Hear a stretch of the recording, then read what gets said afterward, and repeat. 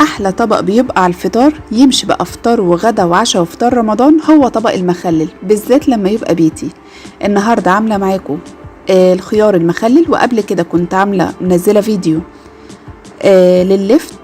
اللفت برضو حطيته تاني هنا في الطبق مع الخيار عشان اوريكم ازاي هو مقرمش وحلو جدا. هنخلي الخيار في يومين بس هناكل منه.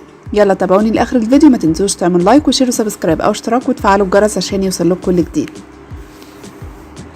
اول حاجه غسلت الخيار كويس جدا وقطعت منه الجزء اللي بيبقى من فوق ومن تحت، وجبت برطمان، بس يفضل ان هو يكون ازاز. اللي انا بعمل فيه ده بلاستيك، بس الاحسن ان هو يكون ازاز. هرص الخيار بالشكل ده، مش هسيب اي فراغات ما بينهم خالص. بالشكل ده كده خلاص رصيت الكميه كلها.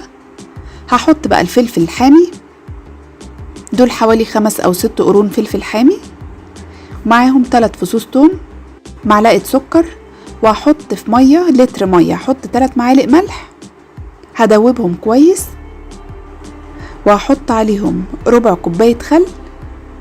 دي معلقه السكر هحطها مباشره كده على الخيار، بتحافظ على القرمشه جدا.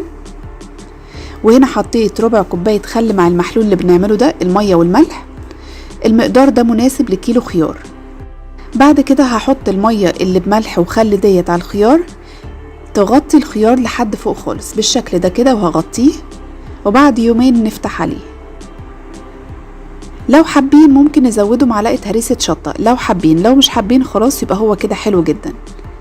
بنخلي الخيار كمان سليم بالشكل ده، ما بنقطعوش زي اللفت وزي الجزر عشان ما يتهريش. الخيار من الحاجات السريعه جدا، من المخللات السريعه اللي ما بتاخدش وقت خالص في التخليل. هبدا اطلع واحده كده اقطعها معاكم.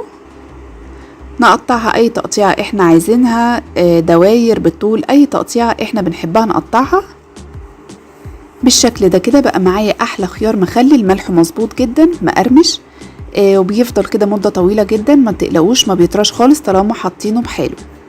وده اللفت بقى اللي كنت منزلاه قبل كده فيديو، حلو جدا جدا، وكل ما بيقعد كل ما بيحلو اكتر. شايفين لونه ما اتغيرش، ما فيش الريم اللي بيطلع على الوش ده خالص، مقرمش لاخر قطعه.